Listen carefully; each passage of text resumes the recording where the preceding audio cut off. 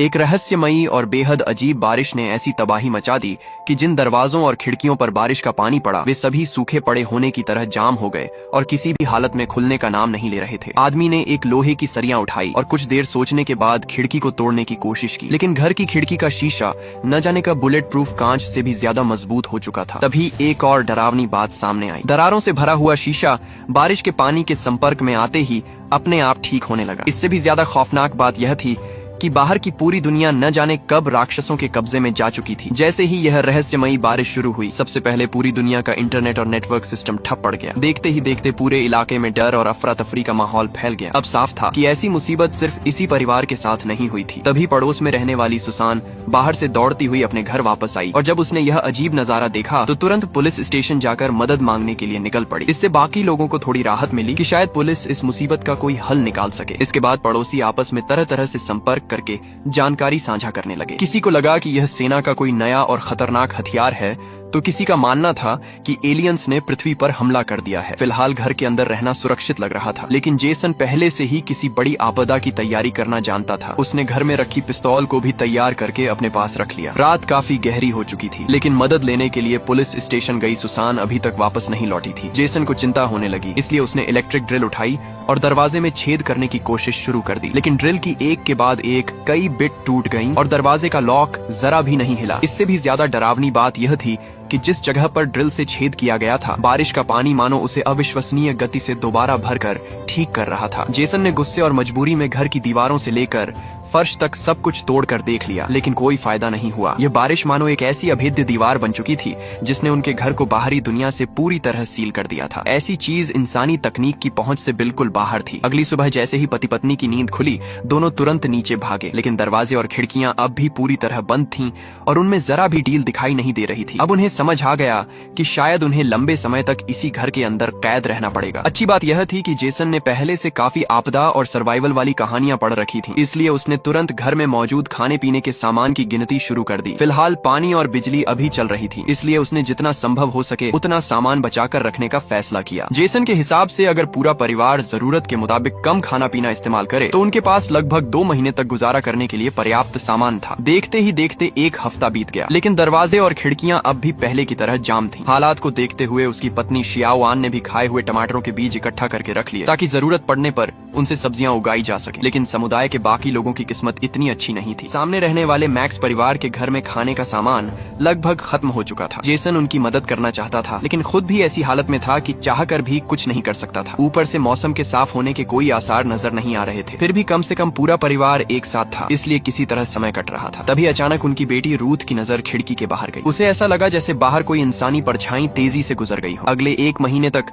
Ruth ने एक अजीब चीज नोटिस की। जब भी बारिश बहुत तेज होती, वही रहस्यमयी परछाई बाहर दिखाई देने लगती। लेकिन हैरानी की बात यह थी कि घर में शायद सिर्फ रूथ ही उस परछाई को देख पा रही थी। धीरे धीरे घर का राशन भी खत्म होने लगा। शियाओआन ने सब्जियों के बीज मिट्टी में बो दिए थे, लेकिन उन्हें तैयार होने में अभी काफी समय बाकी था। एक रात जब पति पत्नी को काफी समय बाद कुछ पल अकेले बिताने का मौका मिला तो दोनों ने सोचा कि क्यों ना एक और बच्चा पैदा करने की कोशिश की जाए। लेकिन तभी उन्हें एहसास होने लगा कि शायद अब इस दुनिया पर इंसानों का राज नहीं रहा था। देखते देखते क्रिसमस का दिन आ गया। हालात इतने खराब थे कि वे बच्चों के लिए कोई नया तोहफा तक नहीं ला सकते थे, लेकिन उनके बड़े बेटे ग्रे ने बेहद प्यार से घर में उगे पहले टमाटर को अपनी माँ को तोहफे में दे दिया। ये सिर्फ एक टमाटर नहीं था, बल्कि इस बात का संकेत था कि परिवार धीरे धीरे खुद अपने लिए खाना उगाने की दिशा में एक कदम और आगे बढ़ चुका था। लेकिन तभी रूथ ने डरते हुए सामने वाले मैक्स परिवार के घर की तरफ देखा। उसे लगा कि वहाँ कुछ गड़बड़ हो रही है। लगातार भूखे रहने की वजह से वह बुजुर्ग दंपति अब खुद को संभालने की हालत में नहीं थे। उसी रात बाहर तेज बारिश के साथ बिजली चमक रही थी और चारों तरफ गरजने की आवाजें सुनाई दे रही थीं। तभी रूथ को लगा कि बाहर से कोई बेहद अजीब आवाज आ रही है। शियाओआन ने जब ध्यान से देखा तो उसे समझ आया कि बाहर खड़ी वह औरत कोई और नहीं बल्कि सुसान थी, जो आपदा शुरू होने वाले दिन मदद मांगने के लिए घर से बाहर गई थी। लेकिन 1 महीने तक गायब रहने के बाद वह इस हालत में कैसे पहुंच गई थी, ये किसी की समझ से बाहर था। तभी जेसन ने घबराकर तुरंत खिड़की के पर्दे बंद कर दिए। क्या बाहर सच में कोई राक्षस छिपा हुआ था? पूरे परिवार में शायद सिर्फ रूथ ने उस राक्षस का असली चेहरा देखा था और ऐसा लगता था कि वह रहस्यमयी जीव सिर्फ तभी बाहर दिखाई देता था जब आसमान से मूसलाधार बारिश हो रही होती थी। दिन बीतते गए और घर के अंदर बंद रहना उनके लिए सबसे बड़ी सजा बन गया। अब उनके सामने सबसे बड़ा दुश्मन भूख या डर नहीं बल्कि लगातार बढ़ती हुई बोरियत थी। तभी अचानक चिमनी के अंदर से जोरदार धमाके की आवाज आई। दरअसल चिमनी का ढक्कन टूटकर नीचे गिर गया था। रूथ को लगा कि शायद अब इसी चिमनी के रास्ते घर से बाहर निकला जा सकता है, लेकिन जेसन अच्छी तरह जानता था कि चिमनी की संकरी पाइप के अंदर से किसी बड़े इंसान का निकलना लगभग नामुमकिन था। इसके बाद जेसन और ग्रे ने मिलकर एक साधारण सा पुली सिस्टम तैयार किया। उन्होंने एक मजबूत फीते की मदद से रूथ को धीरे धीरे चिमनी के अंदर उतारना शुरू किया, लेकिन यह पुराना मकान काफी समय से जर्जर हालत में था और खासकर चिमनी के आसपास की ईंटों की दीवार बुरी तरह कमजोर हो चुकी थी। उसमें एक बहुत बड़ा हिस्सा दरककर खुल चुका था। सभी लोग अभी इस बात से खुश भी नहीं हो पाए थे कि उन्हें बाहर निकलने का रास्ता मिल सकता है। तभी अचानक उनके कानों में कुत्ते के दर्द से चीखने की आवाज पड़ी। दरअसल वह कुत्ता काफी समय से अपने दिल को सही तरीके से चलाने के लिए दवाइयों पर निर्भर था, लेकिन घर में उसकी सारी दवाइयां खत्म हो चुकी थी। दवा न मिलने के कारण उसकी हालत बेहद खराब हो गई थी और वह भयंकर दर्द में तड़प रहा था। कुत्ते को इस हालत में देखकर जेसन ने चुपचाप शियावान को इशारा किया कि वह बच्चों को वापस बेडरूम में ले जाए। शियावान अपने पति की मंशा समझ चुकी थी। उसने तुरंत टीवी की आवाज पूरी तरह तेज कर दी ताकि बच्चों को बाहर से आने वाली किसी भी आवाज का पता न चले। इसके बाद जेसन ने अपनी पिस्तौल निकाली और उस कुत्ते को हमेशा के लिए उसकी तकलीफ से आजाद कर दिया। कई सालों से उनके साथ रहने वाले उस वफादार कुत्ते को खाना बनाकर खाने का ख्याल ही उनके लिए बेहद दर्दनाक था, लेकिन हालात अब ऐसे हो चुके थे कि जेसन के पास कोई दूसरा विकल्प नहीं था। उसने आखिरकार कुत्ते के शरीर को काटकर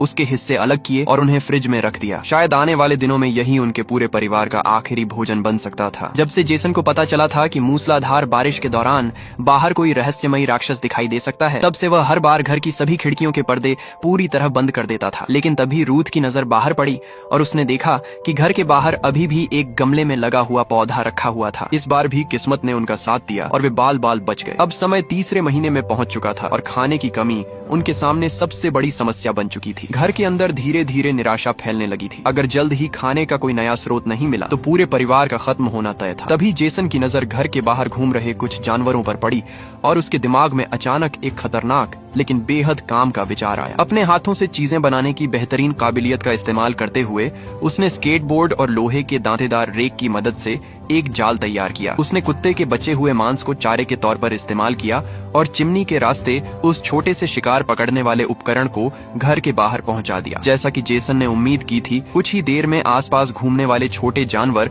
उस मांस की गंध सूंघकर जाल के पास आने लगे, लेकिन पहली कोशिश में उन्हें ज्यादा सफलता नहीं मिली। इसलिए जेसन ने बार बार अपने बनाए जाल में सुधार किया। आखिरकार करीब आधे महीने की लगातार कोशिशों के बाद उनके हाथ एक छोटा सा शिकार लगा और परिवार को लंबे समय बाद दोबारा प्रोटीन वाला खाना नसीब हुआ। इतने लंबे समय के बाद मांस का एक टुकड़ा मिलना उनके लिए किसी चमत्कार से कम नहीं था और पूरे परिवार के अंदर एक बार फिर उम्मीद जाग उठी। अब उन्हें यकीन हो गया था कि बाहर निकलने की कोशिश करना बेवकूफी होगी, इसीलिए उन्होंने इसी घर को हमेशा के लिए अपना ठिकाना मान लिया। यहाँ तक कि घर का फर्श भी उखाड़ दिया गया और उसमें पौधे उगाने शुरू कर दिए गए। अब घर की हर चीज का सिर्फ एक ही मकसद रह गया था, किसी भी कीमत पर जिंदा रहना। लेकिन कुछ ही समय बाद एक और बड़ा संकट सामने आ गया। 3 महीने से किसी तरह चल रही बिजली आखिरकार पूरी तरह बंद हो गई। हालांकि बिजली जाने की समस्या जेसन के परिवार के लिए उतनी बड़ी चुनौती नहीं थी, क्योंकि इतने लंबे समय तक बंद रहकर उन्होंने जीने के लगभग हर जरूरी तरीके को सीख लिया था। वे पहले ही अपने सर्वाइवल स्किल्स को पूरी तरह इस्तेमाल करना सीख चुके थे। इसी तरह समय गुजरता गया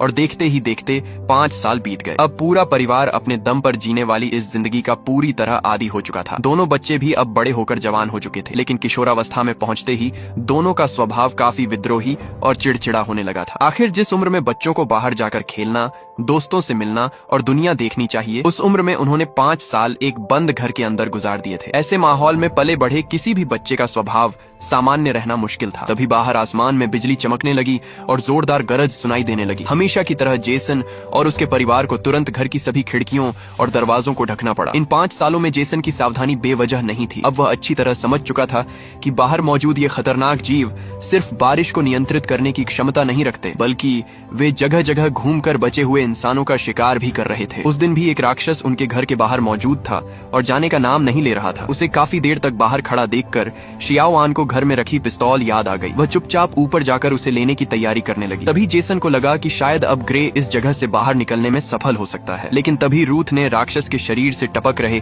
एक अजीब तरल पदार्थ पर ध्यान दिया। उस तरल में काफी ज्यादा नमक था और वह बिल्कुल समुद्र के पानी जैसा लग रहा था। रूथ के दिमाग में तुरंत एक सवाल आया, क्या ये राक्षस समुद्र के अंदर से आए हैं? तभी अचानक घर के बाहर से सूरज की एक किरण अंदर आई। पूरे 5 साल तक लगातार बारिश और अंधेरे में रहने के बाद पहली बार ऐसा लग रहा था कि शायद आखिरकार बारिश रुकने वाली है और मौसम साफ होने वाला है। लेकिन बारिश रुकने के साथ ही उनके सामने एक नई और भी गंभीर समस्या खड़ी हो गई। राक्षस जहाँ जहाँ जाता था वहाँ उसके शरीर से गिरने वाला नमकीन तरल जमीन पर रह जाता था। उस नमक की वजह से उनके द्वारा उगाई गई फसलें सूखने लगी। इतना ही नहीं, उन्होंने इतने समय से जो बारिश का पानी जमा करके रखा था उसमें भी नमक घुल चुका था और वह पीने लायक नहीं रहा था। अब बारिश भी बंद हो चुकी थी। अगर हालात ऐसे ही रहे तो कुछ ही समय में पूरा परिवार प्यास से मर जाएगा। तभी अचानक घर के अंदर से उनकी बेटी रूथ की जोरदार चीख सुनाई दी। पता चला कि उनके द्वारा लगाया गया स्वचालित शिकार पकड़ने वाला जाल आखिरकार काम कर गया था और उसमें एक जंगली नेवला फंस गया था। रूथ उस छोटे से जानवर को देखकर भावुक हो गई और सोचने लगी कि शायद इसे पालतू बनाया जा सकता है। लेकिन इससे पहले कि वह कुछ कर पाती, उस जंगली जानवर ने अचानक उसे जोर से काट लिया। ऐसे जंगली जानवरों के मुंह में कई तरह के खतरनाक वायरस और संक्रमण हो सकते थे। उसी रात रूथ को तेज बुखार चढ़ गया और उसका बुखार उतरने का नाम ही नहीं ले रहा था। घर में मौजूद सारी दवाइयां पहले ही खत्म हो चुकी थीं। अगर जल्द ही कोई दवा नहीं मिली तो रूथ की हालत जानलेवा हो सकती थी। जेसन के सामने अब कोई दूसरा रास्ता नहीं बचा था। मजबूरी में वह अपनी कार लेकर घर से बाहर निकलने का रास्ता खोजने लगा। इन 5 सालों के दौरान वह कार की देखभाल करता रहा था, लेकिन उसमें बचा हुआ पेट्रोल अब लगभग खत्म होने वाला था। जेसन ने पूरी ताकत से कार को चलाकर गैराज के दरवाजे से टकरा दिया। टक्कर इतनी जोरदार थी कि कार बुरी तरह क्षतिग्रस्त हो गई, लेकिन इसके बावजूद गैराज का दरवाजा जरा भी नहीं हिला। तभी जेसन की नजर जमीन पर पड़ी और उसने उत्साहित होकर देखा कि फर्श पर एक दरार दिखाई दे रही थी। ये घर पहले से ही काफी पुराना और जर्जर था और इतने वर्षों में इसकी नींव धीरे धीरे नीचे धंस रही थी। अभी अभी कार की जोरदार टक्कर से घर के ढांचे में भी हलचल हुई थी और शायद उसी वजह से जमीन के नीचे एक रास्ता खुल गया था। अब जब बारिश रुक चुकी थी तो बारिश का पानी उस रास्ते या अवरोध को दोबारा ठीक नहीं कर सकता था। इसका मतलब था कि शायद यही उनके परिवार के लिए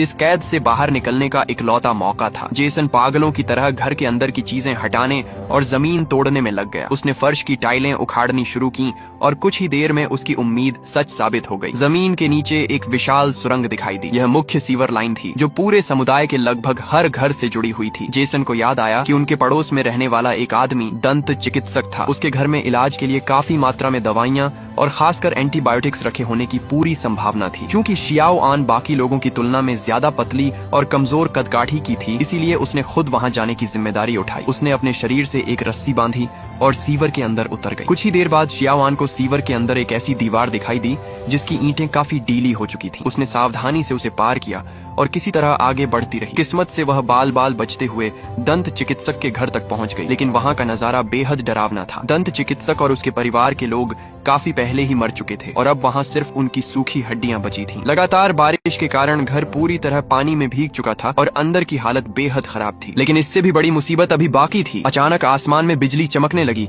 और जोरदार गरज सुनाई देने लगी। देखते ही देखते फिर से मूसलाधार बारिश शुरू हो गई। इसी दौरान शियाओ आन को आखिरकार कुछ बोतलें दिखाई दी और उसने उन्हें उठाकर देखा तो उनमें एंटीबायोटिक्स थीं। उसे लगा कि अब रूथ की जान बचाई जा सकती है। लेकिन इससे पहले कि वह खुशी मना पाती, उसे याद आया कि बाहर मौजूद राक्षसों की नजर भले ही कमजोर हो चुकी थी, लेकिन उनकी सुनने की क्षमता इंसानों से कई गुना ज्यादा थी। शियाओ आन ने तुरंत खुद को शांत किया और बिना कोई आवाज किए वापस सीवर की तरफ बढ़ने लगी। उसे डर था कि अगर जरा सी भी आवाज हुई तो राक्षस उसे सुन लेगा। उसी दौरान जेसन ने बाहर से दीवार तोड़कर रास्ता तैयार किया और किसी तरह उस राक्षस को दूसरी तरफ रोकने में सफल हो गया। एंटीबायोटिक्स लेने के बाद रूथ की हालत धीरे धीरे सुधरने लगी और उसका बुखार कम होने लगा। लेकिन अब एक नई समस्या सामने थी। राक्षसों को उनके ठिकाने का पता चल चुका था। भले ही वह इस समय अंदर नहीं आ पाया था, लेकिन ज्यादा देर तक उनके छिपे रहने की कोई संभावना नहीं थी। आखिरकार वह किसी न किसी तरह उन्हें खोज ही लेता। अब अगर उन्हें इस घर से बाहर निकलना था तो सिर्फ एक ही रास्ता बचा था। उन्हें उस समय का इंतजार करना था जब राक्षस खुद घर का दरवाजा खोले। फिलहाल उनके पास दूसरा कोई विकल्प नहीं था। परिवार ने बिना समय गंवाए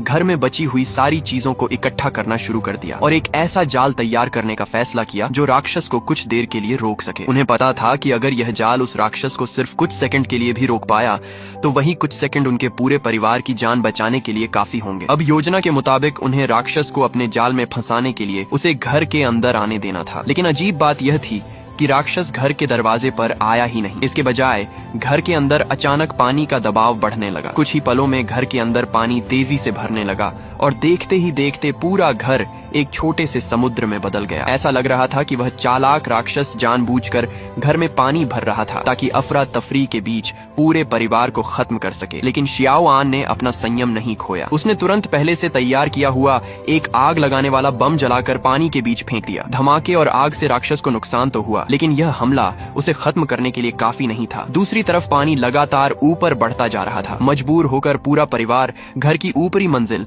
और फिर अटारी की तरफ भागने लगा, लेकिन उन्होंने पानी के बढ़ने की रफ्तार को कम आंक लिया था। अब उनके पास सिर्फ एक आखिरी मौका बचा था। उन्हें किसी भी तरह अपने बनाए जाल को सक्रिय करके राक्षस को कुछ समय के लिए फंसाना था, वरना अगर राक्षस ने उन्हें नहीं भी मारा तो बढ़ता हुआ पानी पूरे परिवार को डुबोकर खत्म कर देता। तभी संकट की घड़ी में शियाओ आन ने रस्सी को जोर से खींच दिया। जाल सक्रिय होते ही राक्षस बुरी तरह फंस गया और अपनी जगह से हिल भी नहीं पा रहा था। लेकिन मुसीबत अभी खत्म नहीं हुई थी, क्योंकि घर का दरवाजा अब भी नहीं खुल रहा था। जेसन ने आखिरकार अपनी सारी हिचकिचाहट छोड़ दी। उसने जमीन से एक तेज धार वाला चाकू उठाया और राक्षस को धमकाने लगा। दूसरी तरफ कार लगातार घूम रही थी और उससे बंधी रस्सी राक्षस के शरीर के चारों ओर और ज्यादा कसती जा रही थी। राक्षस जितना छूटने की कोशिश करता, रस्सी उतनी ही कसती जाती। तभी अचानक रूथ ने जोर से चिल्लाकर कुछ कहा। क्या उसके सामने दिखाई दे रहा वह राक्षस वास्तव में वही था जिसे वे इतने वर्षों से समझते आए थे? दरअसल यह राक्षस शुरू से ही उन्हें नुकसान पहुंचाने नहीं, बल्कि इस जगह से बाहर निकलने में उनकी मदद करने की कोशिश कर रहा था। यह बात समझ आने के बाद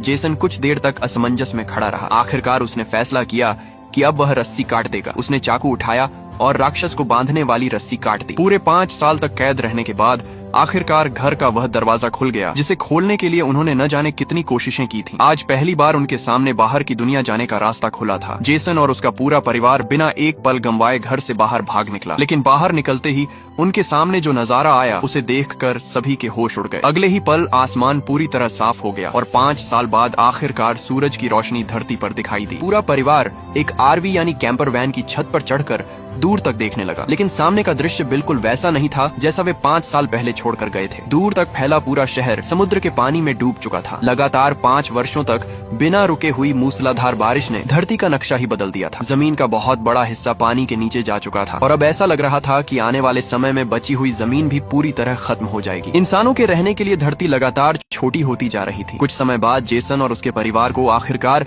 एक पाल वाली नाव मिल गई। 5 साल तक एक घर के अंदर कैद रहने के बाद अब उनके पास खुली दुनिया में दोबारा जीने का मौका था। उन्होंने अपनी नई जिंदगी शुरू करने के लिए समुद्र का रास्ता चुना और नाव पर सवार होकर आगे बढ़ गए। अब उनके सामने कोई बंद दरवाजा नहीं था, कोई कैद नहीं थी और न ही उस घर की चारदीवारी। जेसन और उसका परिवार आजाद हो चुके थे और अब वे इसी विशाल समुद्र के बीच अपनी जिंदगी की एक नई शुरुआत करने वाले थे।